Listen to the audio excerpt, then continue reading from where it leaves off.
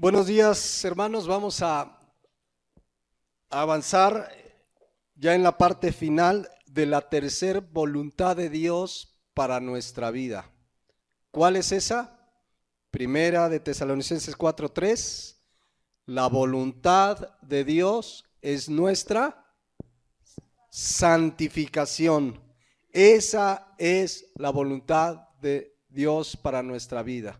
Si tú has nacido de nuevo, si tú eres cristiano de a de veras, Dios quiere que tú y yo nos santifiquemos, es decir, nos apartemos del pecado en cualquiera de sus formas, porque sabemos que podemos cometer pecado con acciones, con actos, cometemos pecados, pero también podemos pecar con nuestros pensamientos, pero aún podemos pecar no haciendo lo que debemos hacer, ¿no? Tal como lo dice Santiago 4:17. Y al que sabe hacer lo bueno y no lo hace, ¿qué dice? Le es pecado. Al que sabe hacer lo bueno y no lo hace, le es pecado. O como dice la Nueva Traducción Viviente, recuerden que es pecado saber lo que se debe hacer y luego no hacerlo. Recuerden que es pecado saber lo que se debe hacer y luego no hacerlo. Esa es la voluntad de Dios, que nos apartemos del pecado en cualquiera de sus formas. Esa es Primera de Pedro 1:15, ser santos en toda nuestra manera de vivir. Entonces, santificación es apartarme del pecado, sea en acción, sea con mi pensamiento o dejando de hacer lo que me corresponde hacer.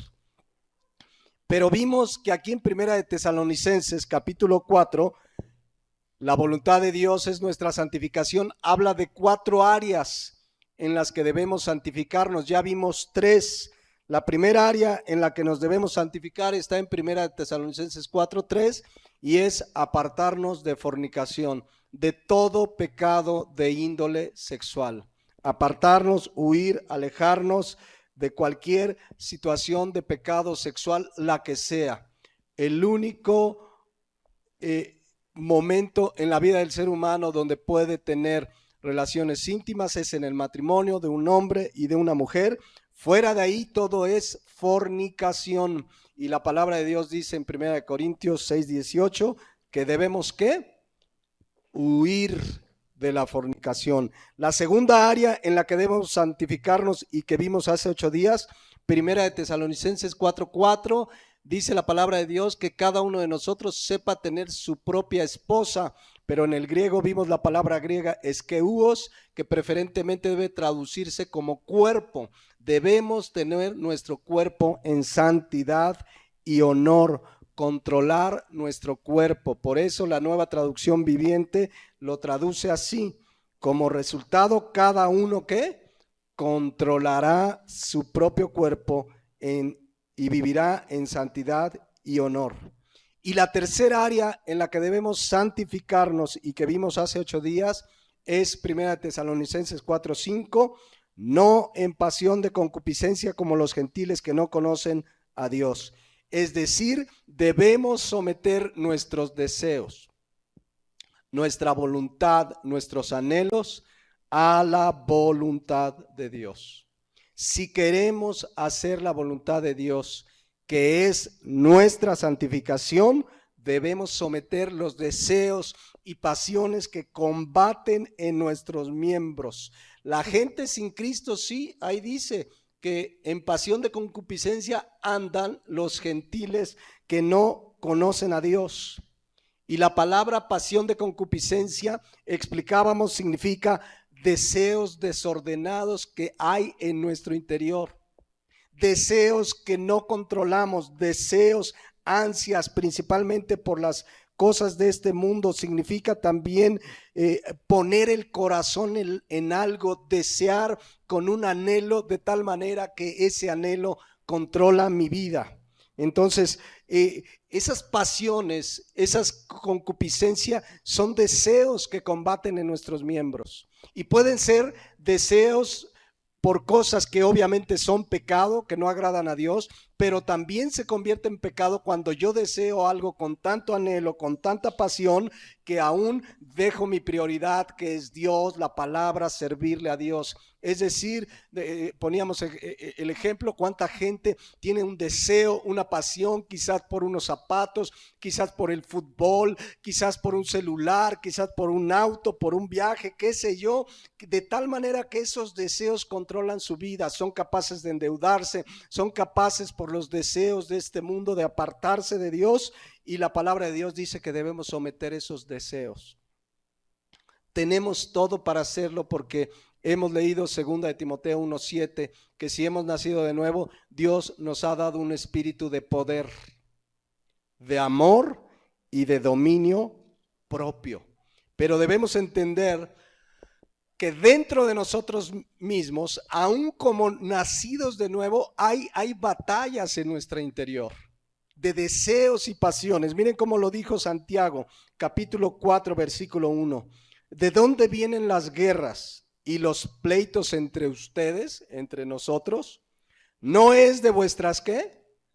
Pasiones que combaten, ¿en dónde? En nuestros miembros, significa en nuestro interior. Hay pasiones que combaten en nuestro interior. La palabra pasiones, ahí es una palabra griega que ya hemos conocido, que es hedoné, de donde viene la palabra hedonismo. Y hedonismo es una persona hedonista, es una persona que busca el placer por el placer. Si te gusta, es la filosofía de este mundo que dice, si te gusta, hazlo. Punto. Mientras no le hagas mal a nadie, te dice, ¿no? Pero si te gusta, hazlo. Si tú eres hombre y te gusta un hombre, si te gusta, hazlo. No pasa nada mientras no le hagas mal a nadie. Si te gusta, puedes hacerlo. Y es el hedonismo, buscar el placer por el placer. Esas pasiones combaten en nuestros miembros, dice la palabra de Dios. El ser humano sin Cristo es dominado en mayor o menor grado por el hedonismo. La gente busca su placer. Si se siente bien, pues fuma. Si se siente bien, hace esto, hace el otro.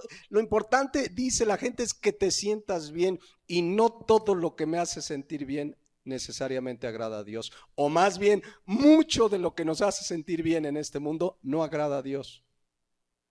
Entonces, la palabra de Dios nos manda, pues, en 1 Tesalonicenses 4:5, no andar en pasión de concupiscencia. Entonces, dice, fíjense lo que dice ahí, en Santiago 4:1, dice, no es de vuestras pasiones, las cuales, ¿qué dice que hacen? Combaten en nuestros miembros. Déjenme, se los leo en la Nueva Traducción Viviente, porque dice así: ¿qué es lo que causa las disputas y peleas entre ustedes? ¿Acaso no surgen de los malos deseos que combaten en dónde? En nuestro interior. En nuestro interior. Ahora, la palabra combaten que se utiliza en el griego estrateumai significa una verdadera campaña militar. Es un término militar que se utiliza para referirse a la guerra. Es una guerra. Dentro de nosotros mismos hay una guerra, hermanos. Hay una guerra entre las pasiones y los deseos de la carne y los deseos del espíritu. Hay una guerra real, hay una campaña militar. La pregunta es, ¿quién está ganando en esa guerra que todos los días tenemos? Así seas la persona más entregada a Cristo, hay guerras, hay pasiones, porque esta carne, los deseos de la carne, dice la palabra de Dios, son contra el espíritu. Miren lo que dice Gálatas 5:17. Porque el deseo de la carne, ¿qué dice? Es ¿contra qué? Contra el espíritu. Yo tengo una nueva naturaleza. Si tú has venido a Cristo, hay una nueva naturaleza. Eres una persona con una nueva vida espiritual. Y esa nueva naturaleza quiere agradar a Dios, pero estamos en esta carne. Y dice que los deseos de esta carne son contra el espíritu y el del espíritu es contra la carne. Y estos dos, ¿qué dice? Se oponen entre sí para que hagáis lo que quisiereis. La palabra oponerse, antikemai, significa son adversarios. Ahorita estamos viendo las campañas políticas. ¿Han visto cómo se tiran los unos a los otros? Son adversarios. Los del partido azul les tiran a los del verde, los del rojo a los del morado, y todos se tiran porque son ¿qué? Adversarios. Bueno, la carne y el espíritu son adversarios. Hay deseos en nuestro interior que combaten, ahí está la lucha, son adversarios, se oponen, están uno contra el otro. La pregunta es, ¿quién gana esa batalla en nuestra vida? Dice la Nueva Traducción Viviente, la naturaleza pecaminosa desea hacer el mal, que es precisamente lo contrario de lo que quiere el espíritu. Y el espíritu nos da deseos que se oponen a los que desea la naturaleza pecaminosa. Estas dos fuerzas luchan, ¿qué? Constantemente entre sí. Entonces ustedes no son libres para llevar a cabo sus buenas intenciones. Hay una verdadera lucha, mis hermanos, todos los días. A lo mejor un día te levantas con mucho ánimo, oras y de repente comienzan luchas. ¿Qué tenemos que hacer? ¿Quién gana la batalla de esas luchas que tenemos? De los deseos de nuestra carne y los deseos del espíritu. ¿Saben quién gana? A quien alimentamos más. ¿Cómo alimentamos al espíritu? A nuestra nueva naturaleza. ¿Cuál es el alimento? Mateo 4:4. No solo de pan vive el hombre, sino de toda palabra que sale de la boca de Dios. No solo de pan vive el hombre, sino de toda palabra que sale de la boca de Dios. La manera de alimentarme espiritualmente es la palabra de Dios. Y en la medida que me alimento, oro, leo la palabra, tengo una comunión diaria con Dios, voy a un estudio, a la iglesia, me congrego, me estoy alimentando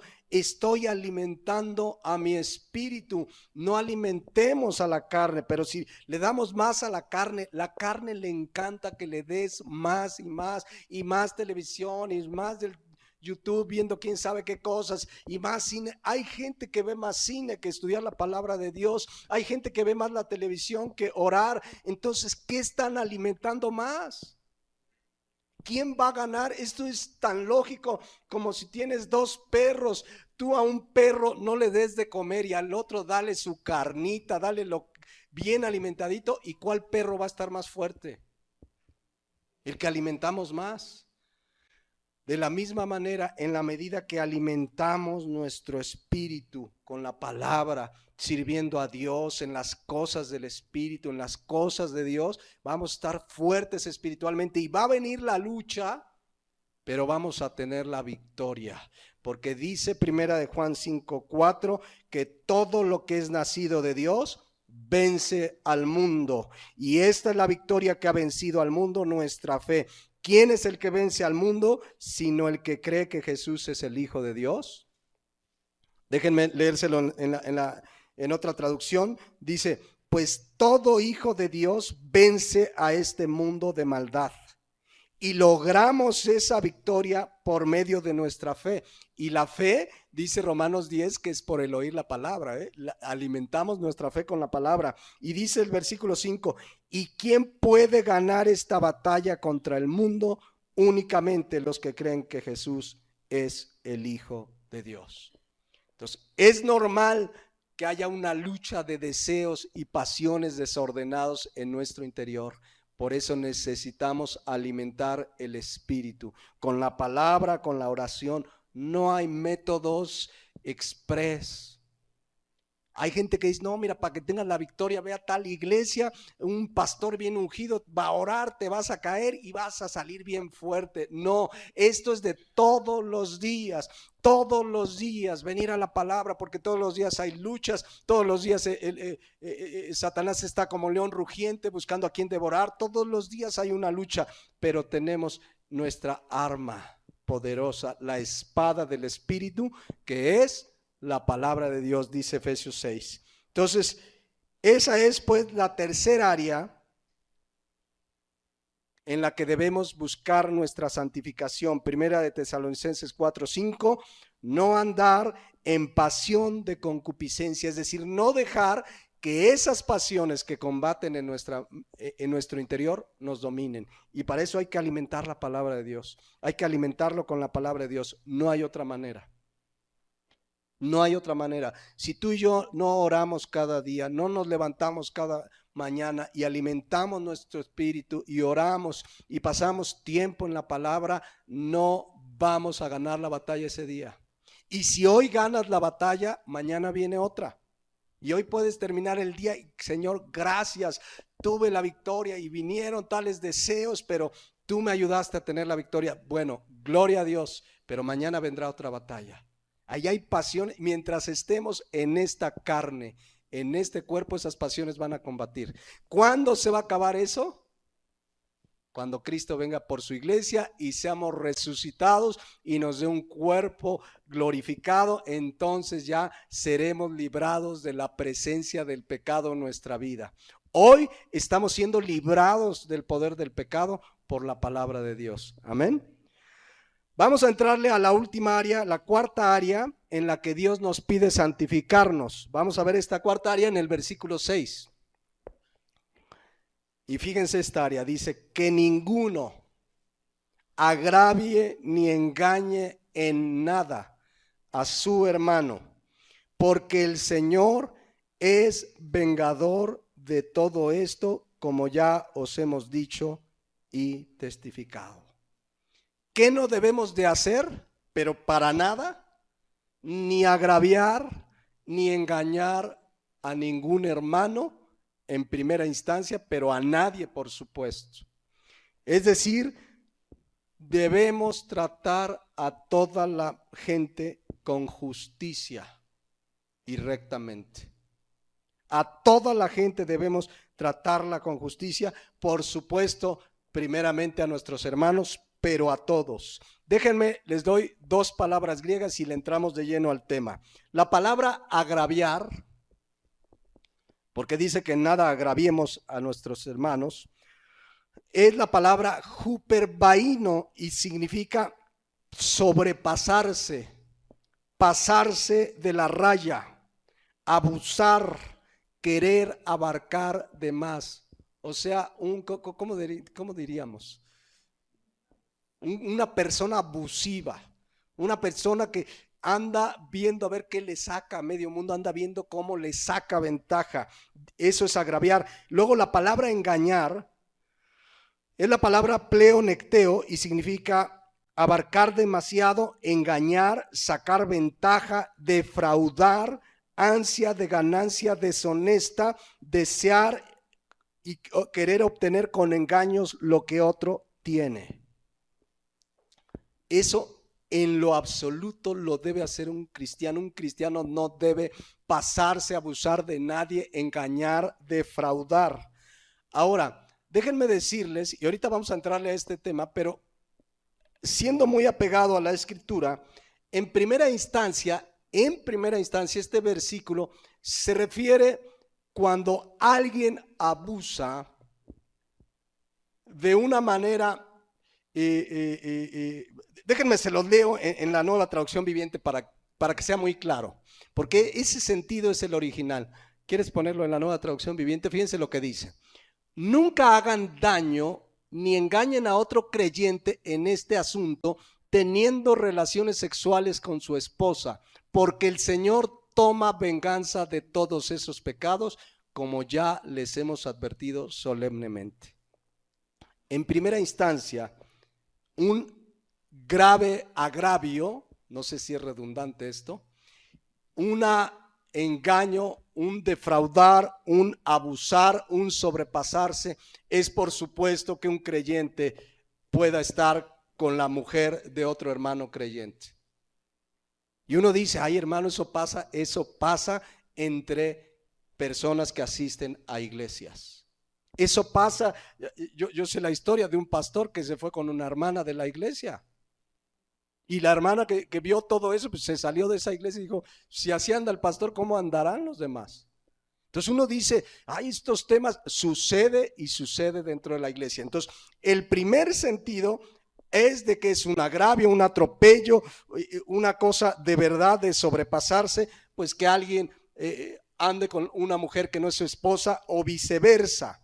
Pero en el sentido amplio, regresando a la nueva traducción, a la traducción de la Reina Valera, cuando dice que ninguno agravie ni engañe en nada a su hermano, se refiere ya en el sentido amplio en cualquier área. Ningún hermano en Cristo debe por ningún motivo engañar, defraudar, abusar, vamos a decirlo en términos llanos, transarse a otro hermano cristiano.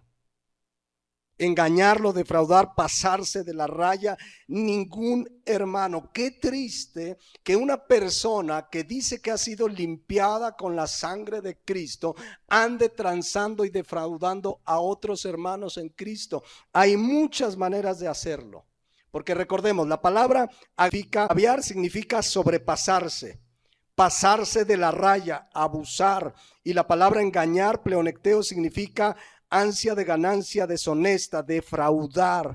¿Cómo es posible que un hermano engañe, agrave, se pase de la raya con otro? Por ejemplo, vamos a poner ejemplos prácticos, porque sucede que de pronto un hermano, me tocó hace tiempo tratar un caso así, le vendió algo a otro hermano y dijo, como ese hermanito se lo voy a vender más caro. O sea, fíjense cómo ese hermanito ni cuenta se va a dar. Y si se da cuenta, pues me tiene que perdonar, casi así su mentalidad. Entonces, le vendió algo y dijo, entonces como ese hermanito sí vale 3,000, pero se lo vendo en 5 y a lo mejor el hermano pues se ve comprometido porque somos hermanos en Cristo y se transó al hermano. Se pasó de la raya de acuerdo al significado de la palabra. Lo defraudó.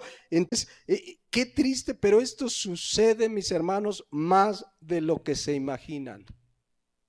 En esta iglesia, a lo largo de los años que tiene esta iglesia, no somos cientos y aún así han sucedido casos de agravio, de fraude entre hermanos en Cristo. Y dice 1 Tesalonicenses 4:6, ninguno agravie ni engañe a su hermano en nada, absolutamente en nada. Esto quiere decir que todo lo que hacemos, mira, si tú tienes un negocio, si tú vendes cosas, si tú ofreces un servicio, si tú te contratan para hacer algún trabajo, algún oficio, debes ser totalmente honesto, justo, y lo que dices que vendes debe ser tal como lo dices, para hacerlo en términos prácticos. Si no, estamos agraviando, estamos defraudando a un hermano en Cristo. Dice la Biblia en Proverbios 16:11, fíjense, aquí se establece un principio muy claro. Dice la palabra de Dios, peso y balanzas, ¿qué dice? Justas son de Jehová. Obra suya son todas las pesas de la bolsa. ¿Qué nos está dando a entender este versículo? En términos muy literales, pues que si alguien vende kilos de arroz, debe entregar ¿qué? Kilos de arroz, no 950 gramos, no 800 gramos, ni medio kilo, ni mucho menos. Pero el sentido profundo es que debemos ser honestos en todo lo que hacemos.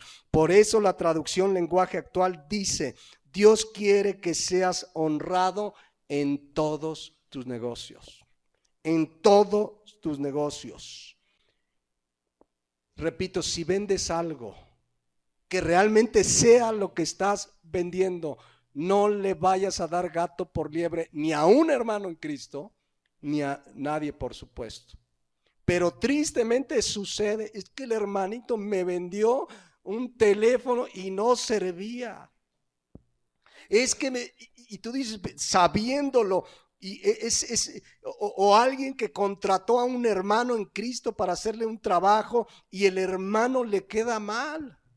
Sucede más de lo que se imaginan, que dices, ay, voy a contratar al hermano porque ha de ser bien trabajador, pues es cristiano, y sale que el hermano es chambón, le queda mal, le pagaste por adelantado y hasta se fue con el pago y no terminó. Estas cosas suceden dentro de la iglesia y la palabra de Dios dice, ninguno agravie ni engañe, ese hermano está defraudando. Pero como cree que somos hermanitos y entonces cree que ser hermanito es ser sinónimo de tonto, entonces dice, no, pues como es hermanito no me va a decir nada. Y debemos, por eso entre hermanos debemos ser muy claros cuando hacemos un trato. Sí somos hermanos en Cristo, pero a ver cuánto cuesta, hay que firmar un contrato, sí o no, me das la garantía, por favor. No, no porque es cristiano, no, que querramos prescindir de las cosas legales que se requieren en cualquier trato. Ahí te lo doy, pues como somos hermanos en Cristo, debemos ser totalmente honestos, porque si no es abuso. Y la palabra de Dios dice que seamos honrados en todos nuestros negocios. Si vendes celulares, canicas, chicles, muéganos o productos de belleza o cualquier servicio que ofreces, debemos ser honestos. No debemos defraudar a nadie. ¿No? De verdad debemos tener mucho cuidado y ya hemos explicado y puesto ejemplos hace algún tiempo. Por ejemplo, si alguien vende productos de salud y luego los venden como la panacea, mira, te tomas este jugo y te cura la diabetes, el cáncer, el mal de ojo, el ojo de tiburón y la cola de pancho, y todo te lo compone y te tomas un traguito en la mañana, uno en la noche. ¿De verdad habrá un producto que haga todo eso? ¿De verdad cuando yo ofrezco ese producto, estoy cierto que hace lo que estoy diciendo que hace? O le digo, oye, mira, consulta a un médico, pero dicen que este producto pues hace esto y esto, pero consulta a alguien que le sepa. Pues si tú no eres médico, ¿con qué garantía le dices a la persona que ese producto le va a curar? O le va a adelgazar. ¿Se acuerdan de la chica? Salieron las noticias, yo lo leí, si no me acuerdo, en Milenio, de la chica que compró unas pastillas para adelgazar por Facebook, ahorita que Facebook está de moda, para que vean toda la información que tiene Facebook de ustedes y de nosotros, tiene más información que el pastor de ustedes. No, si quiero saber de ustedes, me voy a hablar a Zuckerberg, le voy a decir, oye, a ver, ¿qué onda? Porque saben todo. Bueno, esta mujer compró unas pastillas para adelgazar. Entonces, miren, mal ella por comprarlas sin consultar a un médico. Mal el que las vendió, porque si no sabía sus efectos secundarios, pues mal por vender algo sin saber. Y si sí sabía, pues todavía peor. Entonces, mal los dos. El cristiano tiene de verdad que ser honesto, íntegro en lo que vende, en lo que hace, porque si no se va a encontrar agraviando, defraudando a un hermano. Hay casos, yo me acuerdo que escuché de un caso hace unos años de una persona que así llegó un hermanito de muy buena fe, yo no dudo de la buena fe de este hermanito, le dijo, hermanito, mire, usted que tenía una enfermedad incurable, tómese esto lo va a sanar porque es el producto y es natural y no sé qué. Y el hermanito, confiando en la otra persona, dejó sus medicamentos y se puso a tomarse nada más lo que le dieron. Y murió, para ser claros, pues. Entonces, mal los dos, mal el que ofrece sin saber. Tenemos que ser de verdad veraces en todo lo que hablamos. La mayoría de esos productos que se venden tienen una leyenda, ¿se acuerdan? Se las he comentado. Dice, el uso de este producto es responsabilidad de quien lo recomienda y de quien lo usa. Así dice. El uso de este producto es responsabilidad de quien lo usa y de quien lo recomienda. O sea, te venden un producto de verdad. Si yo vendo algo, un producto, un servicio, debe ser honesto, claro. Cuidado con estar diciendo algo que no me consta. Porque la Biblia dice en Efesios 4:25, fíjense lo que dice. Por lo cual, desechando la mentira, ¿hablar qué? Verdad. Cada uno con su prójimo, porque somos miembros los unos de los otros. ¿Qué debemos hacer con nuestro prójimo? Hablar verdad. La palabra verdad, alexeu en el griego, significa veraz, que lo que hablo me consta. Tengo los fundamentos de lo que estoy diciendo, que lo que te estoy vendiendo estoy seguro de que he confirmado de que es lo que dice ser, porque yo como cristiano tengo que hablar verdad. Por supuesto que este versículo habla en términos muy amplios, pero aplicándolo a este punto que estamos hablando, tenemos que hablar lo que nos consta. A ver, hermanito, si usted me contrata, yo en un día le voy a hacer este trabajo así, así. Si estás seguro que lo haces, hazlo. Y si no, dile, ¿sabe qué, hermano? Primero déjeme ir a ver. Pero ¿cuántos se comprometen entre hermanos a hacer un trabajo y no cumplen? Es bien triste, cristianos que no son veraces. El cristiano tiene que hablar verdad, que hablar lo que le consta. No llegas, es que me dijeron, me contó mi abuelita, del primo de una amiga, del cuñado, que este producto te va a curar. Tengo que hablar a la luz de la Biblia lo que me consta. ¿Lo hacemos, hermanos?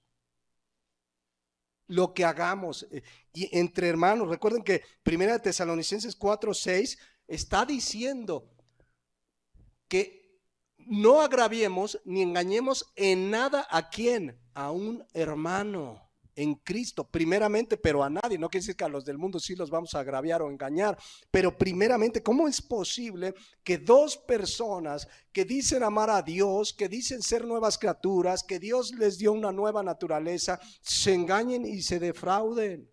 Hasta cristianos que se están demandando ante autoridades legales, cuando entre cristianos no deberíamos ir a las autoridades legales para demandarnos. Pero es impresionante cómo esto sucede. Hay gente profesional de ir a iglesias y defraudar, y se hacen pasar por hermanitos. Y llegan con una carita y así, y empiezan a defraudar, y ya que se queman en una iglesia se van a otra. Debería haber un boletín interiglesias, como sucede en las empresas. Cuando un empleado hace un fraude, luego las empresas del mismo giro los boletinan. Y entonces aquí debería haber, pero bueno, nos ha pasado, o sea, gente que viene a pedir con necesidad y nos gana el deseo de cristianos de ayudar, pero de repente abusan, agravian, defraudan. La palabra de Dios dice que ninguno engañe, agravie ni engañe en nada a su hermano, porque si no, ¿qué pasa? Fíjense lo que dice ahí, ¿qué pasa? Porque el Señor, ¿qué dice? Es vengador de todo esto, como ya os hemos dicho y testificado. Es decir, tarde o temprano, ¿cómo no el Señor va a intervenir cuando un hermano agravia y defrauda a otro? Miren cómo dice la Nueva Traducción Viviente, que es buena la traducción, porque dice, ahí está, es el siguiente versículo, Sebas. La Nueva Traducción Viviente, el que sigue. El que sigue ahí abajito de ese, ahí está. Fíjense cómo dice la palabra de Dios, se los voy leyendo en lo que dice: no deben engañar a los demás miembros de la iglesia, ni aprovecharse de ellos. Ay, como es hermanito, le voy a pedir 100 pesitos y ni me los va a cobrar, porque la Biblia dice que no cobren, no, dice, ni aprovecharse de ellos. Ya les hemos advertido que el Señor castigará duramente a los que se comporten así. ¿Cómo castigará el Señor? Duramente.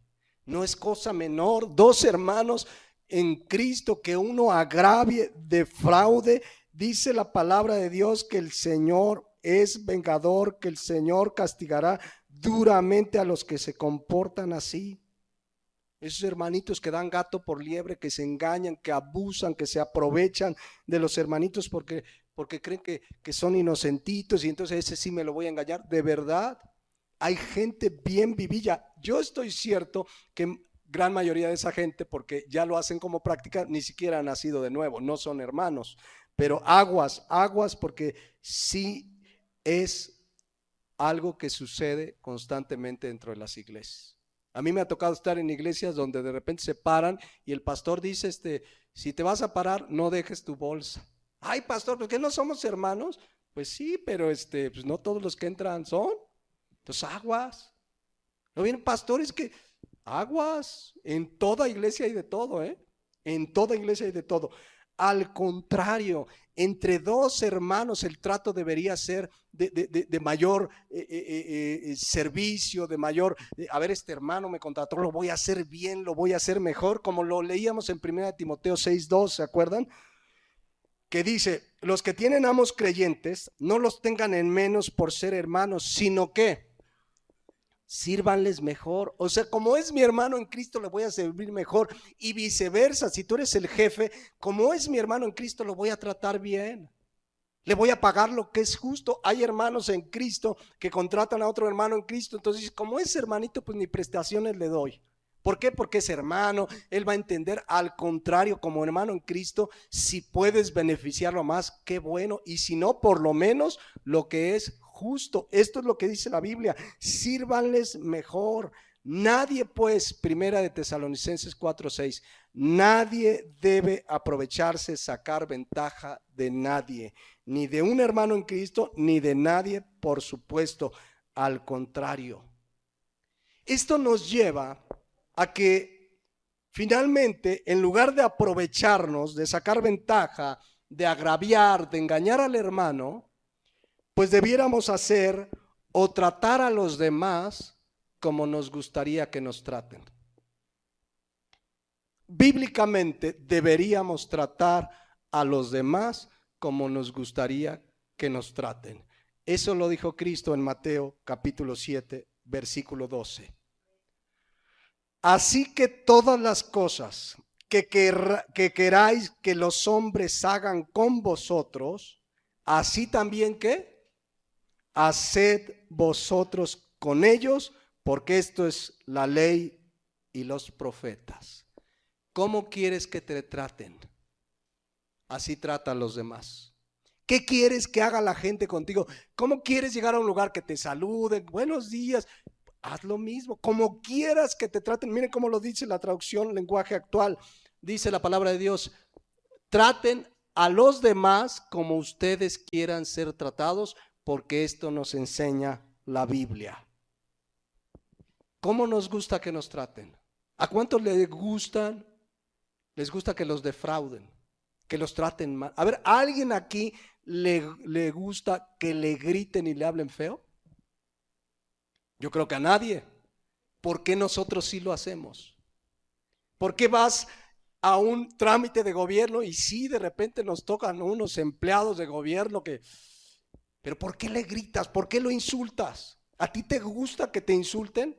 Es decir, sí podemos reclamar, sí podemos exigir que se nos atienda en donde nos asiste la razón, pero eso no nos da derecho a insultar, ¿no?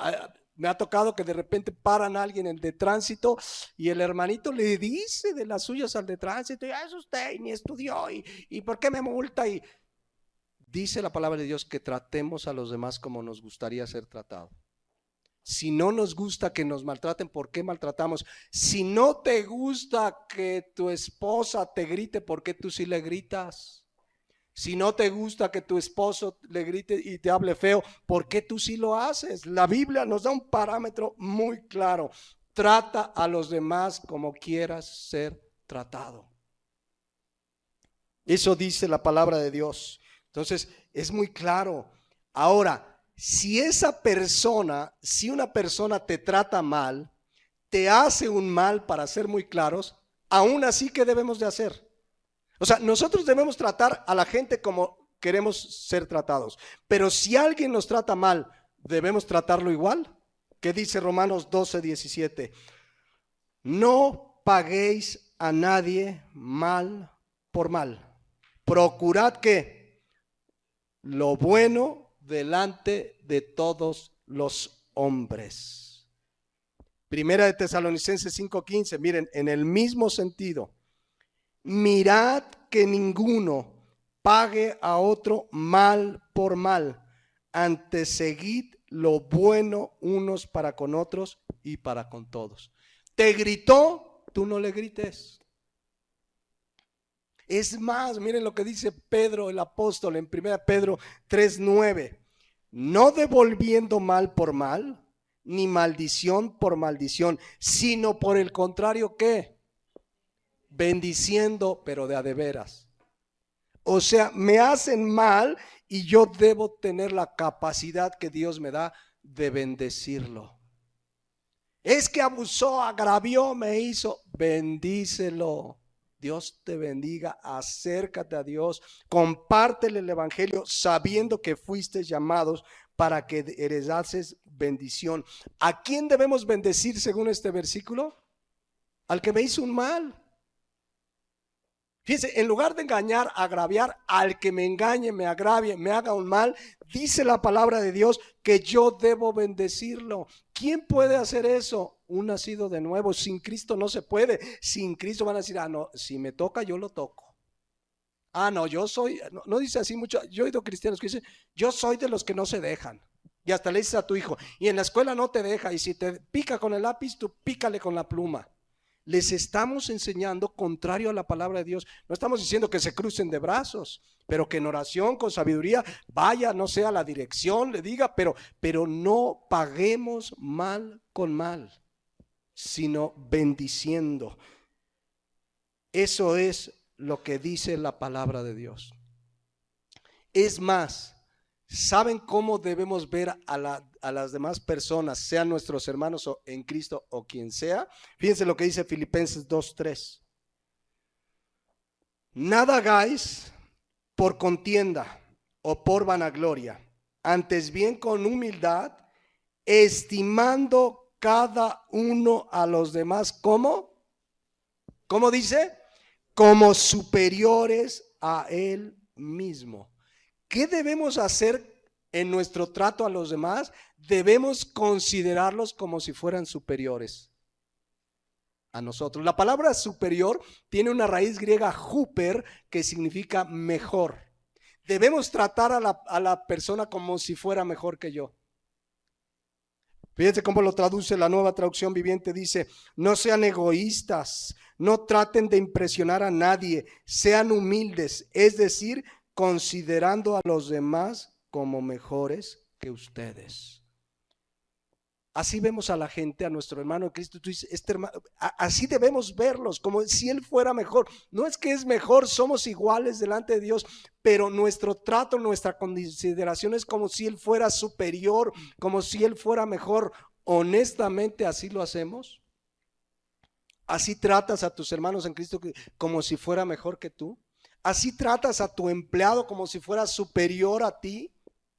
¿Así tratamos a la persona que trabaja en la casa, al vecino, al policía, al compañero, al hermano en Cristo, como si fuera superior? Porque esto es lo que dice la palabra de Dios, que debemos considerar a los demás como superiores.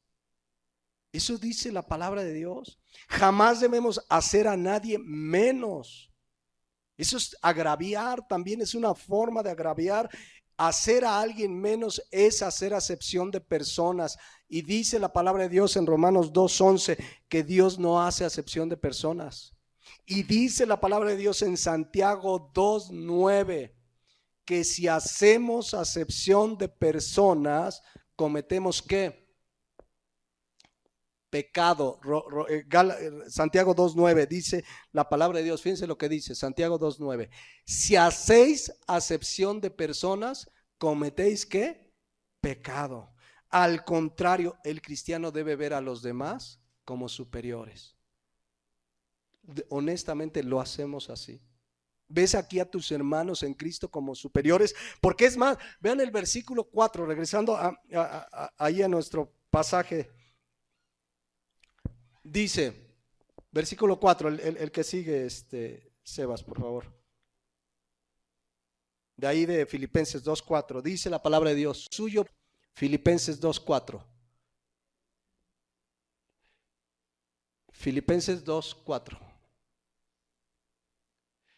Dice, fíjense, además de verlos como superiores, como mejores que yo, dice, no mirando cada uno por lo suyo propio, sino cada cual, que dice, también por lo de los otros. Es decir, el cristiano de a de veras, además de ver como superior a mis hermanos en Cristo, a la gente, es decir, que mi trato debe ser con respeto, nunca agraviar, tratarlos bien, debo ver por el bien de los demás. Dice aquí la palabra de Dios, sino cada cual, dice, no vea cada uno por lo suyo propio, sino cada cual por los de los otros. La Nueva Traducción Viviente, que ahí lo tengo, el versículo dice, no se ocupen de sus propios intereses, sino también procuren interesarse en los demás. A ver, honestamente, hermanos, honestamente, cada uno delante de Dios, ¿te interesan tus hermanos aquí? Somos una iglesia local, no somos muchos. ¿Te interesan tus hermanos en Cristo? Hay gente que aquí, digo, si fuéramos cientos, es difícil saberse el nombre, pero hay gente que ni siquiera sabe el nombre de los hermanos, ni siquiera lo ha saludado. No te interesa. La Biblia dice que procuremos interesarnos por los de los demás. Todos los domingos al final oramos por necesidades y alguien se para, oro por mi familiar que está enfermo, hoy yo tengo una necesidad de empleo, te interesa, te acercas al final, hermano, voy a orar por usted. La semana entrando, hermano, ¿cómo va su asunto? ¿Ya se resolvió? Si te interesa, lo harías. Pero si no te interesa, te vas a entrar como el borras, como si estuvieras en el cine, termina la función y te vas y ya terminó la película. Ahí se ven. La Biblia dice que nos estimemos como superiores. La Biblia dice que nos interesemos unos por otros. La Biblia dice que nos ayudemos mayormente los hermanos de la fe. Qué triste que en una iglesia local no haya ese interés de unos por otros, porque eso es lo que debe haber entre hermanos en Cristo. Es mi hermano en Cristo. Tenemos un mismo Padre celestial. Honestamente, cada uno reflexionemos delante de Dios. ¿Me interesan mis hermanos en Cristo? Cuando oramos por necesidad, me interesa, ya nada más oro ahí para ya que termine la reunión, pero ¿te interesa? Nos interesamos, reflexionemos cada uno delante de Dios, porque el mayor ejemplo de esto, ¿saben quién fue? Jesucristo. Lo sigue diciendo el siguiente versículo 5, fíjense. Él, que sí era superior, miren lo que hizo. Haya pues en vosotros este sentir que hubo en Cristo Jesús, el cual siendo en forma de Dios, no estimó el ser igual a Dios como cosa a que aferrarse. Vean lo que hizo, versículo 7, sino que se despojó a sí mismo.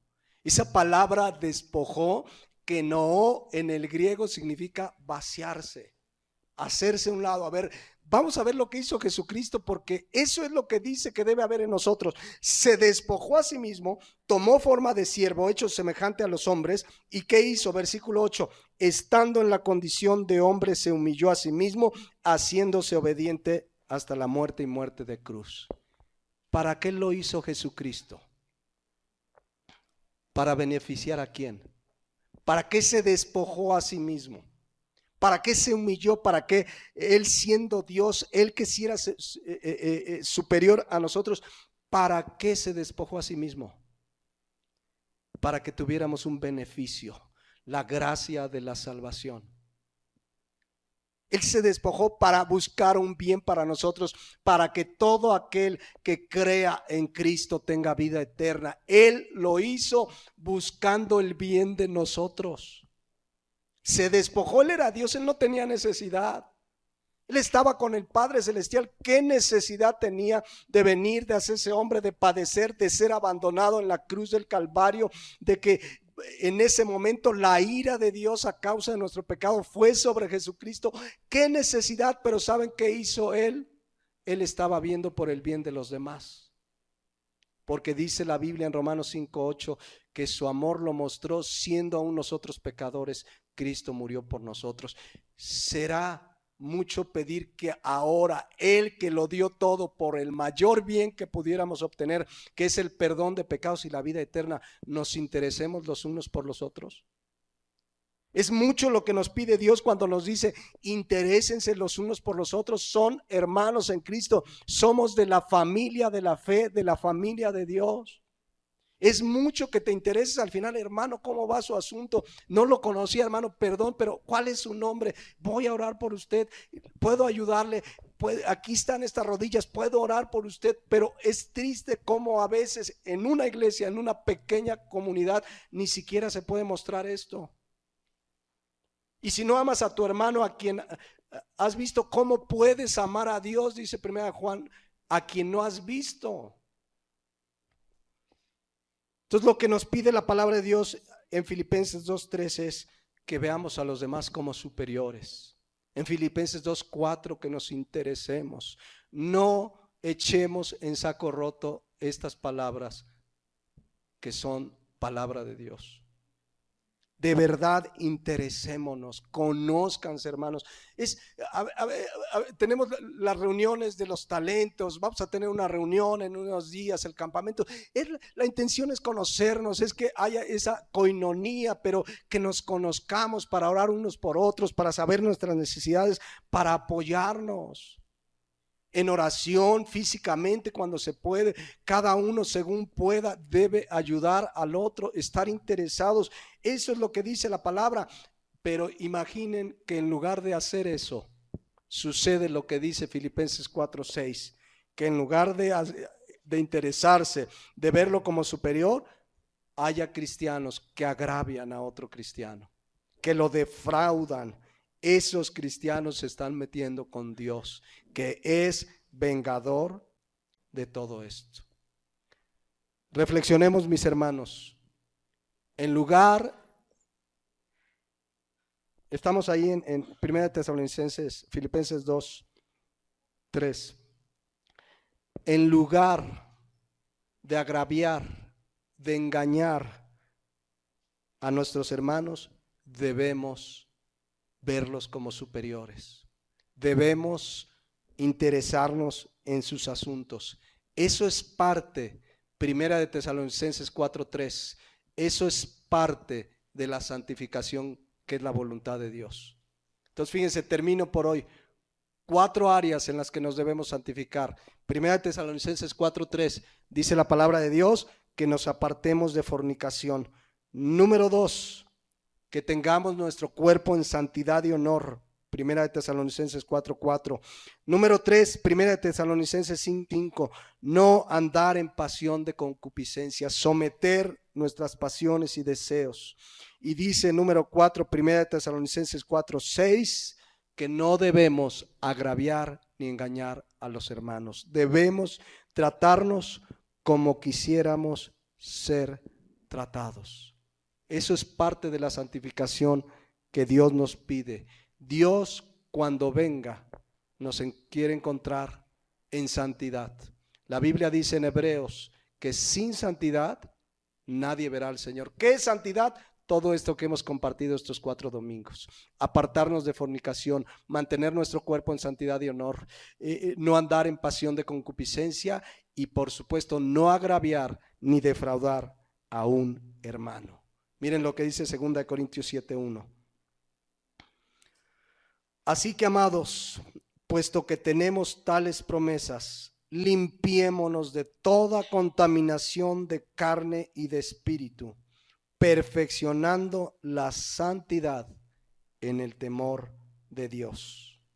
Eso es lo que quiere Dios de nosotros, que perfeccionemos la santidad en el temor de Dios. Y santidad en gran parte es lo que compartimos estos 4 domingos. Vamos a despedirnos orando a Dios. Y meditemos, hermanos, en Jesucristo. Meditemos en este último aspecto que vimos esta mañana. ¿Hemos agraviado a alguien? ¿Hemos defraudado a un hermano en Cristo? ¿O a una persona, quien sea? Necesitamos venir delante de Dios, pedir perdón y en la medida de lo posible restituir lo agraviado. Eso enseña la palabra de Dios. Meditemos. Ahora, en lugar de agraviar, de engañar, debemos ver a los demás como superiores a nosotros mismos. Debemos interesarnos los unos por los otros. comenzando por los hermanos en la fe, comenzando por los hermanos que hay en tu iglesia local, los hermanos en Cristo que tienes cerca. Sí, nos interesan los hermanos que hay en China, que hay en Japón. Hay que orar por ellos, pero no están cercanos para poder manifestarles nuestra coinonía, nuestro amor, nuestra ayuda. Oremos por ellos, pero comencemos por mostrar ese amor entre nosotros. Que haya ese mismo sentir que hubo en Cristo Jesús, el cual siendo en forma de Dios, no estimó el ser igual a Dios como cosa que aferrarse. Él se despojó, dice la palabra de Dios, se vació, se hizo obediente hasta donde la muerte y muerte de cruz, y lo hizo para beneficiarte a ti y beneficiarme a mí con lo más grandioso que nos podía beneficiar, el perdón de pecados y la vida eterna. Pongámonos de pie. Padre, te damos gracias por tu palabra. Estas 4 semanas hemos visto que tu voluntad es nuestra santificación. Tú quieres que nos apartemos de fornicación. Tú quieres que mantengamos este cuerpo en santidad y honor. Tú no quieres que andemos en pasión de concupiscencia y no quieres que agraviemos ni engañemos a nuestros hermanos. Es parte de la santificación que es tu voluntad para nuestra vida. Oramos en el nombre de Jesús que con tu gracia, que con la ayuda de tu Santo Espíritu en nuestra vida podamos vivir esa vida de santidad que tú nos mandas, porque tú mandas que seamos santos en toda nuestra manera de vivir. Gracias por tu palabra y clamamos tu misericordia y tu socorro, Señor, para vivir esta vida que tú nos mandas en tu palabra. Gracias te damos y oramos en el nombre de Jesucristo, nuestro amado Señor. Amén.